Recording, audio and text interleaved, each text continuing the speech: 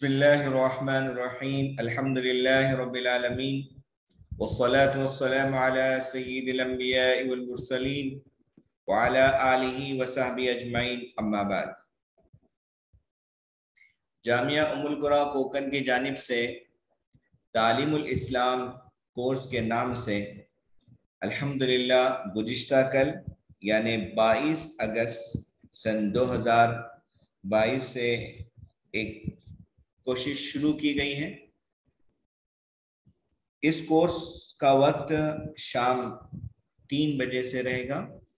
ये 3 से 4 1 घंटे का ड्यूरेशन रहेगा। 1 घंटे की क्लास होगी। इस क्लास में 2 अहम मौज़ूआत होंगे, एक दर्स कुरान और दर्स हदीस। दूसरा जो है इंशाअल्लाह ताला फ़िक़्ह से मुतालिक भी दुरूस हुआ करेंगे।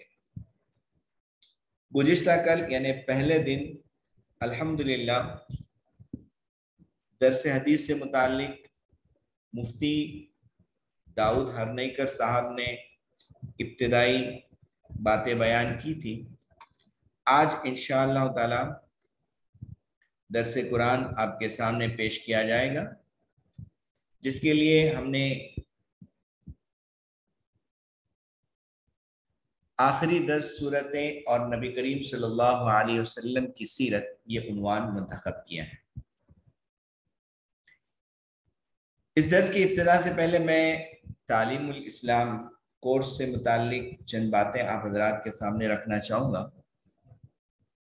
पहली बात तो ये है कि देखिए, दुरूस जो होंगे उसे सुनने से यकीनन हमें फ़ायदा होता है कि ईमानी हरारत हमारे दिल में पैदा होती है, लेकिन हमारी चाहत ये है कि इन क्लासेस में अगर आप अपना दाखिला कराते हैं तो आप इन दुरूस को सुने, फिर उनकी नोट्स लिखें, उन्हें अहम नुकात अपने पास डायरी में नोट कर लें और इन दुरूस के बाद इंशाअल्लाह ताला इम्तिहानात की तरतीब बनाई जाएगी।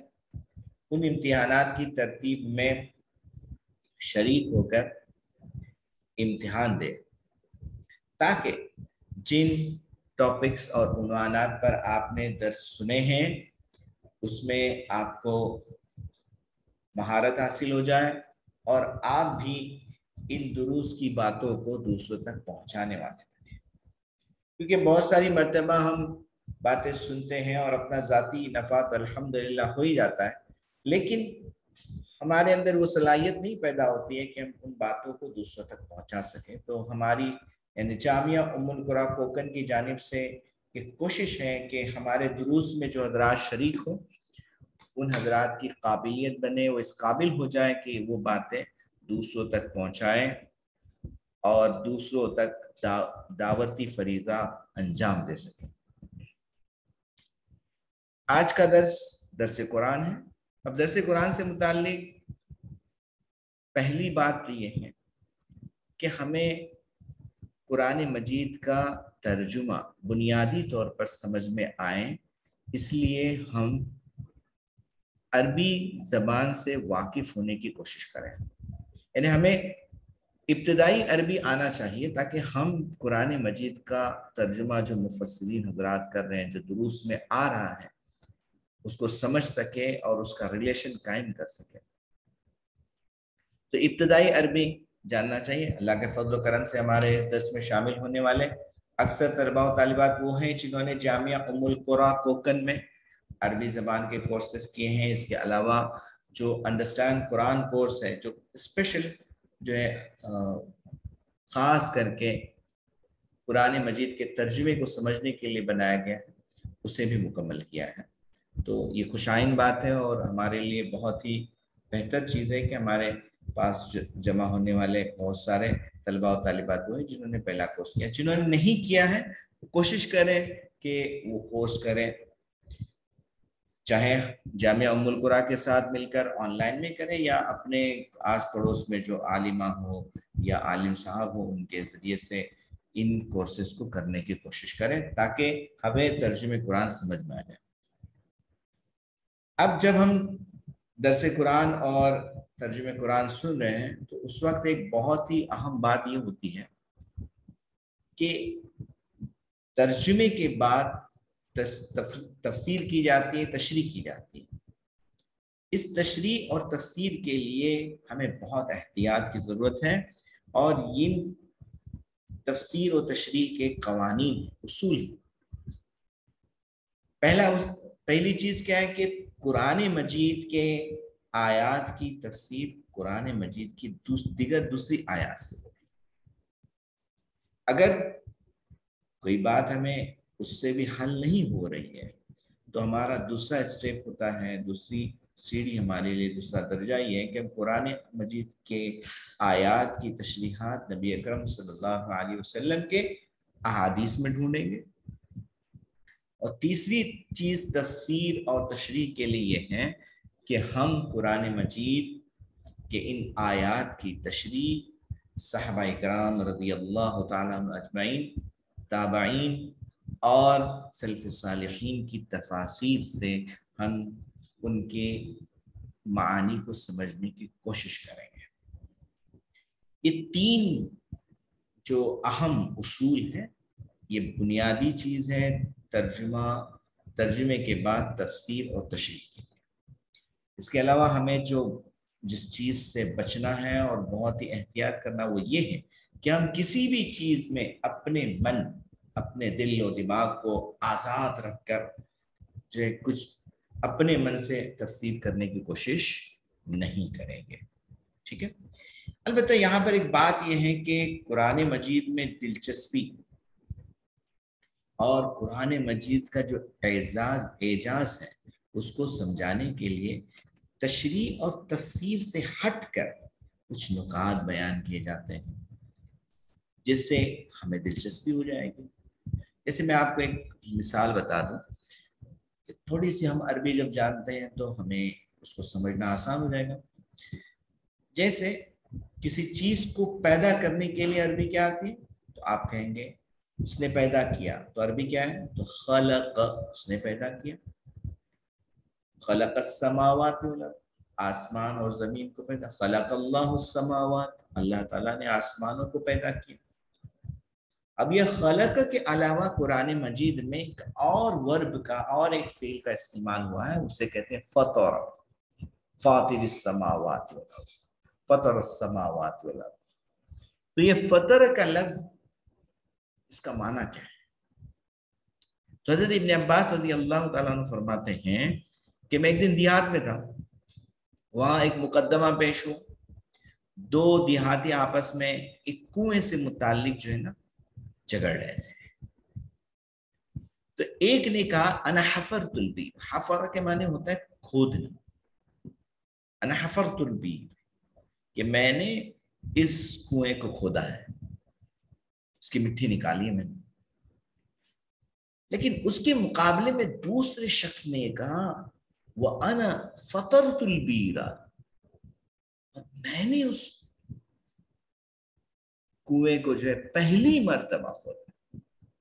تو معلوم یہ ہوا کہ فطر اور خلق یہ دونوں پیدا کرنے کے معنی میں آتا ہے، لیکن فطر آتا ہے کسی بھی چیز کو اس وقت بنانا جس وقت اس کا نمونہ نہ، وجود نہ ہو۔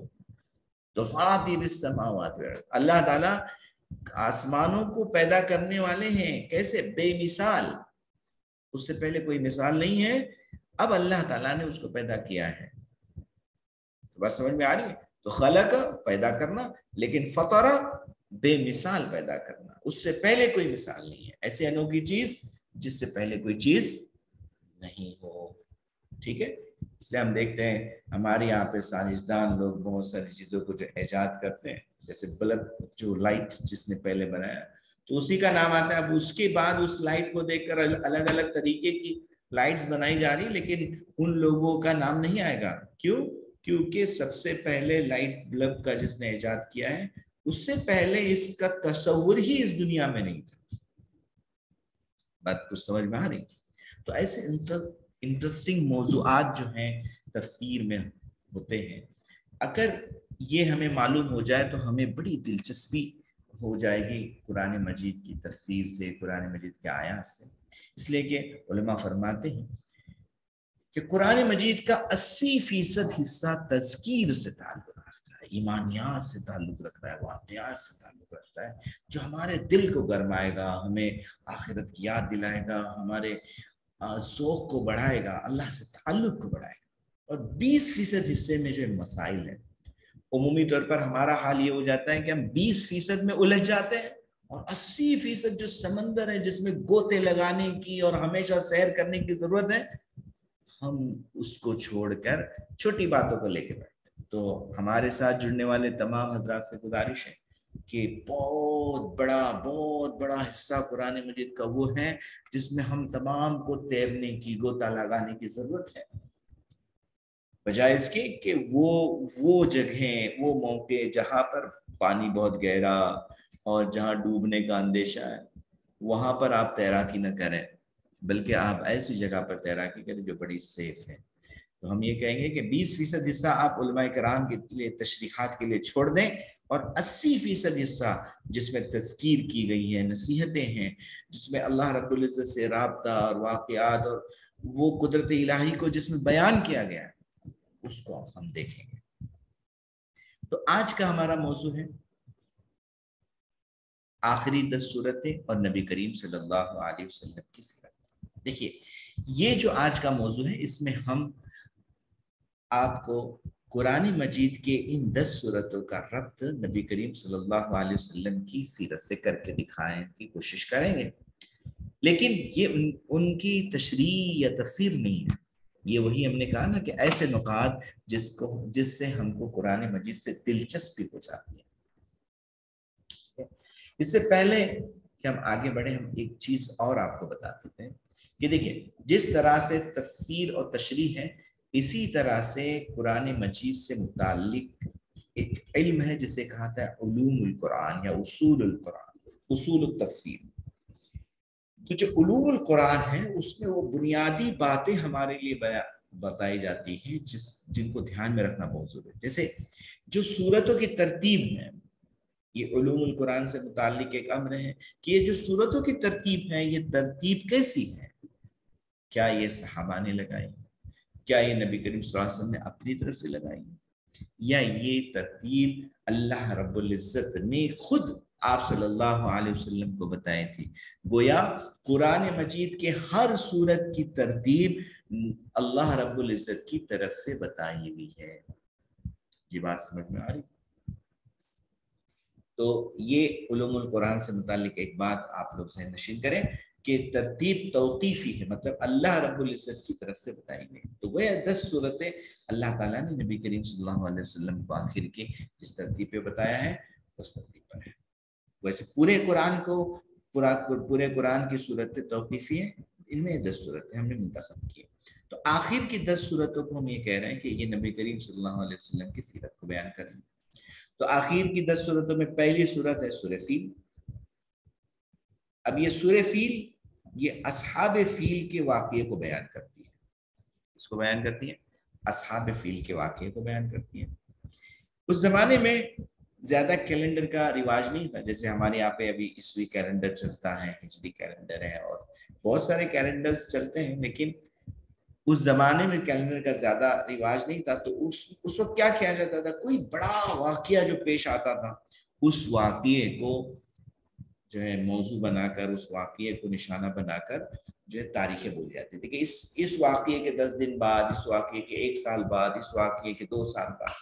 تو اصحاب فیل کے واقعے کو نبی کریم صلی اللہ علیہ وسلم کی پیدائش سے پہلے چونکہ یہ ہوا تھا، اس لیے بہت مشہور ہو گیا تھا کہ اصحاب فیل کے واقعے کے اتنے دن بعد۔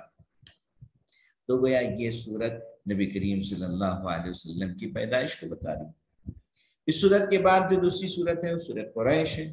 اس میں نبی کریم صلی اللہ علیہ وسلم کے خاندان قریش کا ذکر ہے، اور قریش کا اعزاز ہے اس میں کہ اس زمانے میں جب جہالت عروج پر تھی، برائی عام تھی، لیکن اس وقت بھی اللہ تعالیٰ نے قریش کو بڑی عزت دی کہ وہ بہت اطمینان سے سفر کرتے تھے، کوئی لوٹ خسوٹ ان کے ساتھ نہیں ہوتی۔ جہاں معلوم ہو گیا کہ اہل قریش ہے، تو اس وقت میں ان کے ساتھ بہت احترام کا معاملہ ہوتا تھا، بلکہ یہ سمجھ لیجئے کہ ان کی ہر جگہ دعوت ہوتی تھی، ان کا اکرام کیا جاتا تھا۔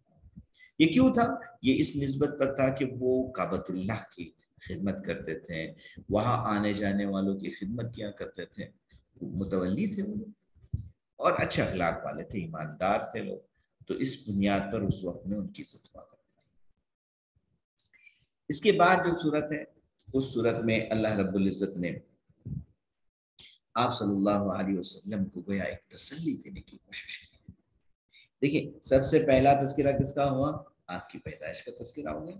اس پیدائش کے تذکرے کے بعد آپ کا خاندان، اب خاندان میں گویا کہ آپ صلی اللہ علیہ وسلم کی پیدائش سے لے کر سب چیزیں آ گئی۔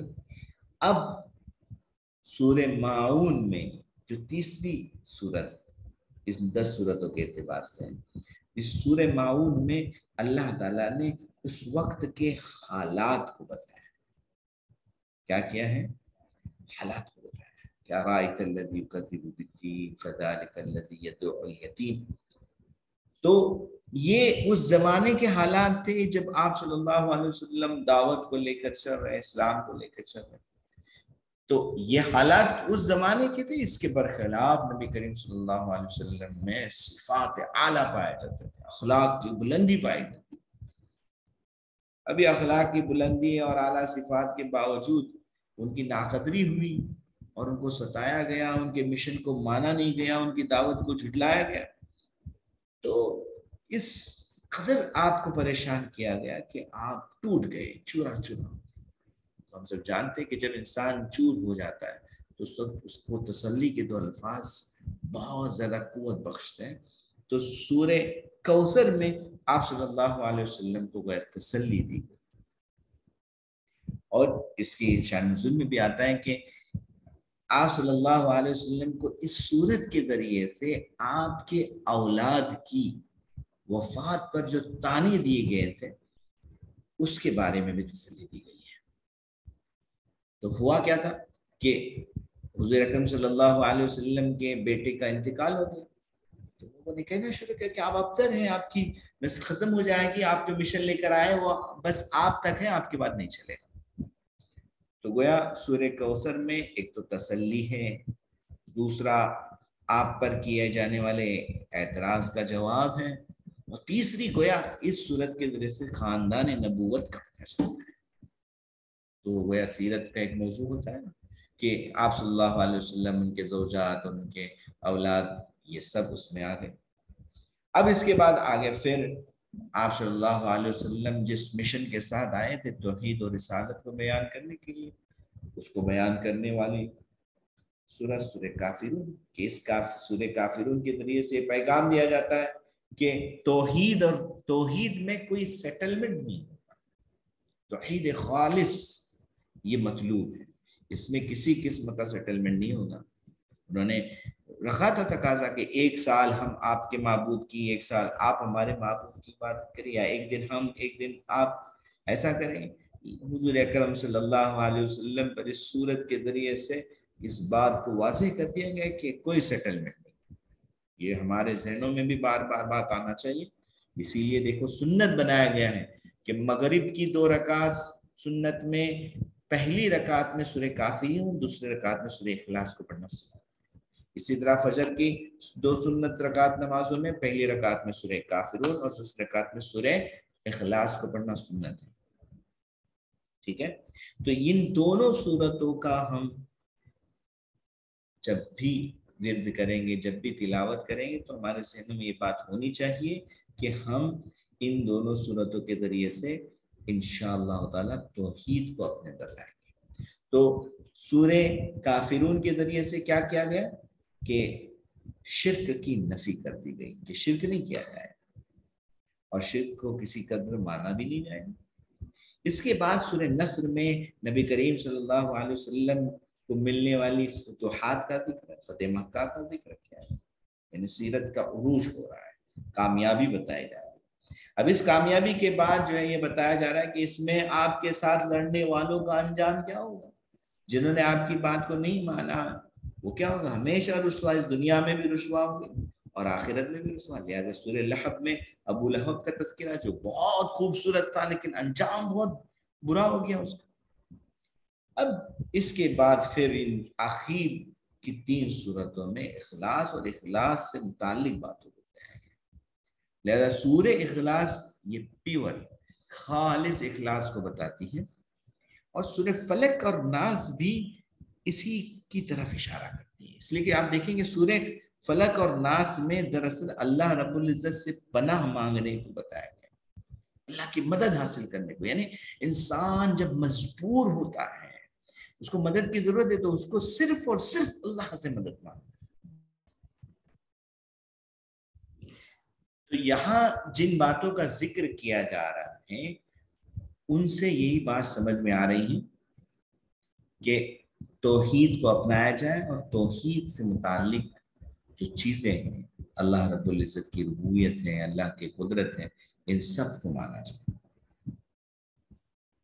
تو گویا نبی کریم صلی اللہ علیہ وسلم کی پیدائش سے لے کر ان کے مشن کے انتہا تک ان 10 صورتوں میں بیان آ گیا. یہ وہ باتیں تھیں جس کے ذریعے سے گویا ہم ان صورتوں سے متعلق اپنے ذوق کو بڑھانے کی کوشش کر سکتے ہیں. اللہ تعالیٰ ہم تمام کو ذوق اور شوق کے ساتھ ان صورتوں کی تلاوت کرنے کی اور ان سے فائدہ اٹھانے کی توفیق عطا فرمائے. وآخر دعوانا الحمدللہ رب العالمین.